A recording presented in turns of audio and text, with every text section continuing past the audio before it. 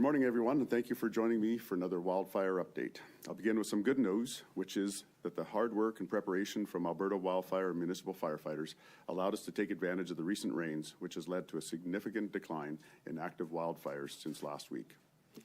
There are currently 30 wildfires burning in the forest protection area, 20 of which are carryover wildfires from the 2023 season, and all of these wildfires are either under control or being held.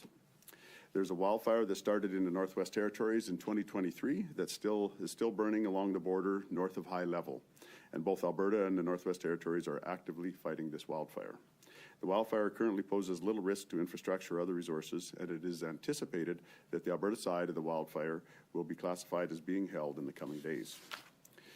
We also continue to experience success with our response tactics and the improvements we've made since last wildfire season, demonstrated by the considerable decline in area burned. At this time last year, Alberta had over 520,000 hectares of forest burned, whereas so far in 2024, we have just under 29,000 hectares burned. To continue with the good news, last week's out-of-control wildfire near Fort McMurray that prompted an evacuation order is now being held. And thanks to the favorable conditions, along with diligent work on behalf of firefighters and support staff, the evacuation order has been lifted and impacted Albertans have been able to return home. We thank these individuals for their patience and understanding while we responded to the wildfire. I know this experience likely brought up old memories and anxieties associated with the 2016 wildfires. I'm proud of the way Albertans continue to step up when their neighbours and communities need support, and the way we work together to ensure the safety of everyone involved. Changes to wildfire danger have also allowed us to lift and amend a number of restrictions and bans that were put in place while the wildfire was still out of control. The fire ban in the southern part of the Fort McMurray forest area has been lowered to a fire advisory, and the off-highway vehicle restriction has also been lifted. A fire ban remains in effect in the northern section of the Fort McMurray forest area, and a fire advisory is in effect in the high-level forest area. While current wildfire danger, area burned, and the number of active wildfires are encouraging, it's important to remember that conditions can change very quickly in Alberta, leading to heightened wildfire danger and activity. Alberta's government will continue to proactively respond to changes in wildfire risk level as the season progresses. We're expecting rain in many areas of the province over the next few days, but it's crucial Albertans continue to stay up to date on wildfire risk levels. If we experience a stretch with dry, windy conditions, wildfire activity could easily ramp up quickly, and we need to continue to prepare for this possibility. So far this year, 77% of wildfires have been confirmed as human-caused, and many wildfires currently under investigation will fall under the human-caused category as well. This, unfortunately, is not good news. Despite our efforts to remind Albertans and visitors about the importance of taking extra care with any action that could cause a wildfire, over the May long weekend, 25 abandoned campfires were detected in the Calgary forest area. These were quickly extinguished by patrol staff, but if wildfire danger had been higher, these easily could have led to new catastrophic wildfire starts over the long weekend. Each of the human-caused wildfires could cost you and me millions of dollars to fight, threatening our homes and communities. Favorable conditions and the efforts of our firefighters on the front lines do not reduce the need for continued care and diligence. If conditions become dry and more favorable to wildfires as we move further into summer, human-caused wildfires could easily grow bigger and more dangerous than they have so far this year.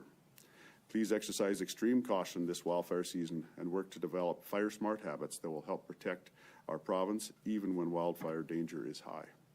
Remember, we all have a part to play when it comes to protecting our forests and communities, and we need to make sure that when we're spending time outdoors, we're doing it safely. So thank you again to our incredible men and women on the front lines for wildfire response.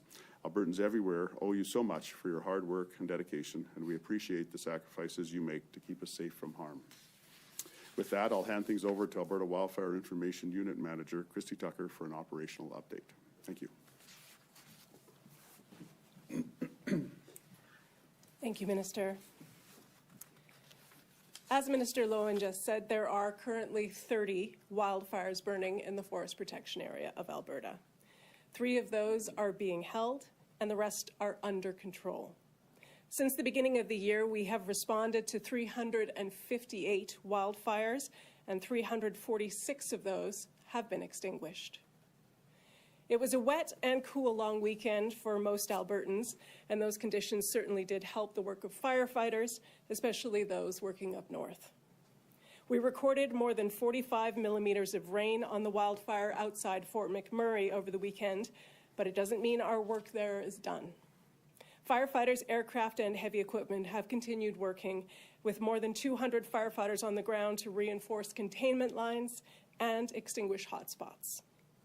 It was because of the combined efforts of the incident management team, staff, contractors, and the municipality that we were able to announce a change in status on that wildfire this weekend. Elsewhere in the province, we had 33 new starts detected between Friday and Monday. Most of those were determined to be caused by people recreating outdoors. But our staff also had hundreds of positive interactions with Albertans who were out and about over the weekend. Our patrols visited popular recreation areas and random camping sites to share wildfire information and answer questions. I'd like to thank the many people who took care to follow the fire restrictions and bans in place to help us reduce human-caused wildfires this weekend. As the weather warms up, we will respond if we see the wildfire danger rising again. And you can always find the latest information at albertafirebans.ca. Thank you. Thanks, Christy. With that, we'll go to questions. I believe there's no one on the line, but we'll keep monitoring the line. So for now, we'll start in the room. Go ahead. Jonathan Bradley, Western Standard. So Minister Lowen, you said that 77% of wildfires so far this season are man-made. Do you believe any of them were done in malice? Why or why not? All wildfires in Alberta are investigated, and so we haven't had any reports back on the exact, how each fire started and where we're at exactly with that.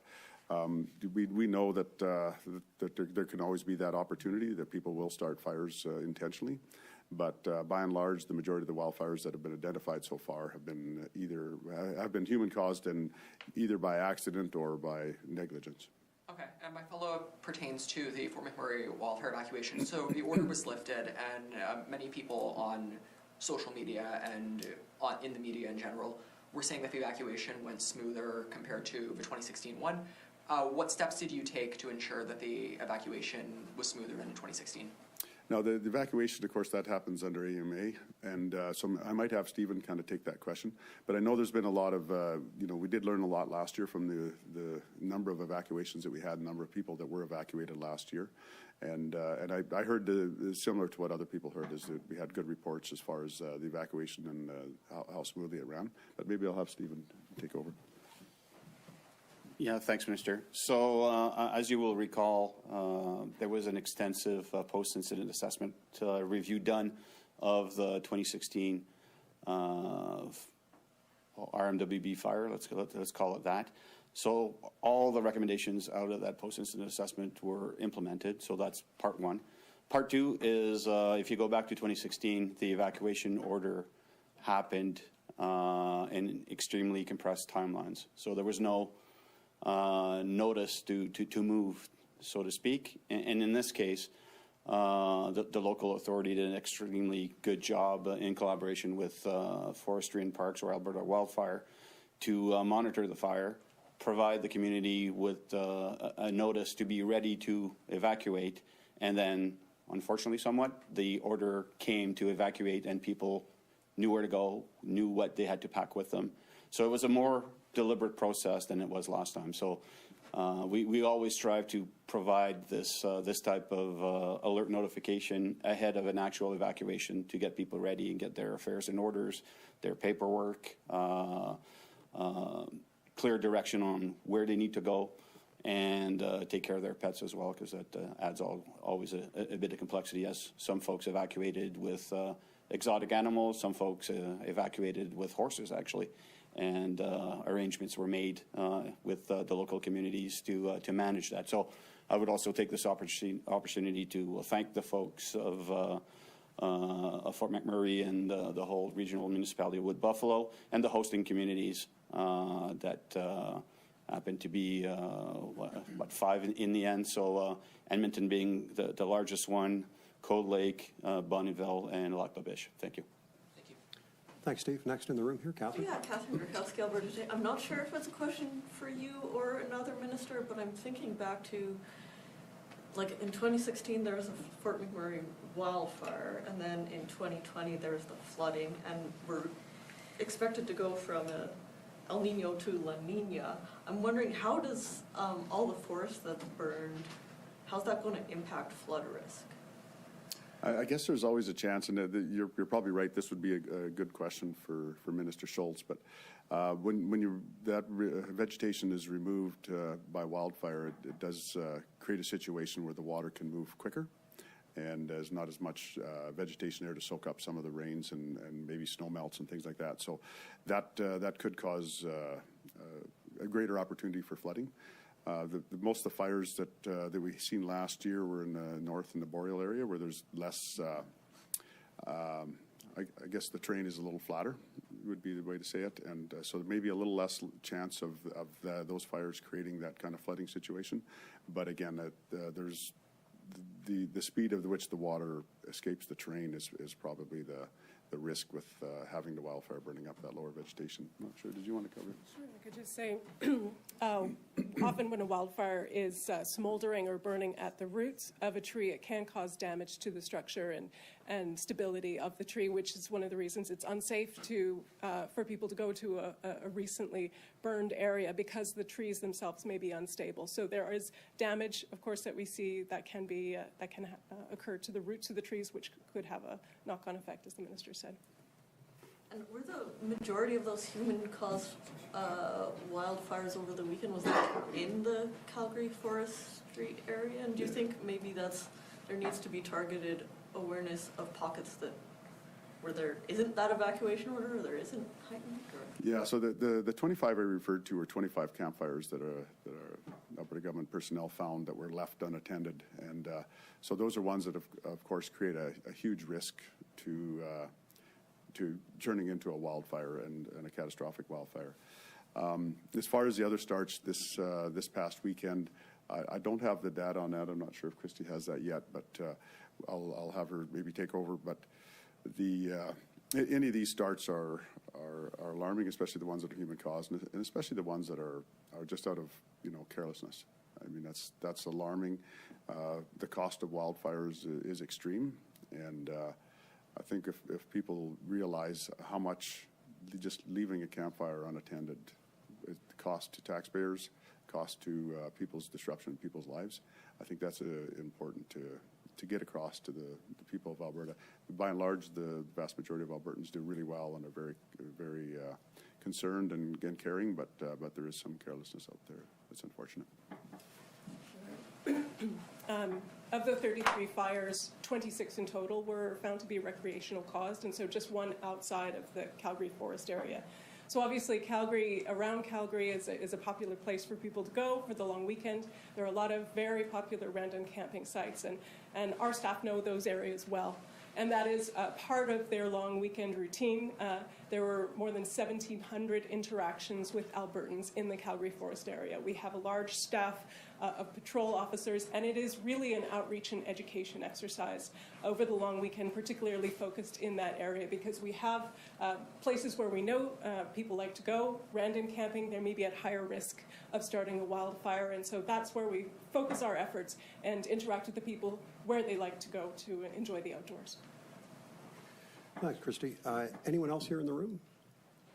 Looks like no further questions here in the room. We've got time if anyone needs to follow up on anything. I think we're covered. Anyone on the line? I believe not. Just a final check. So I think that's it for questions. We'll wrap there. Thanks, Minister, Christy, and Steve. Watch the usual notices for further updates. As of right now, we'll stick with this format, weekly update coming next week, but please just confirm. Obviously, we'll adjust with the conditions. So thanks very much, all. Yeah, thanks, everyone. Appreciate it. Thank you. Thanks.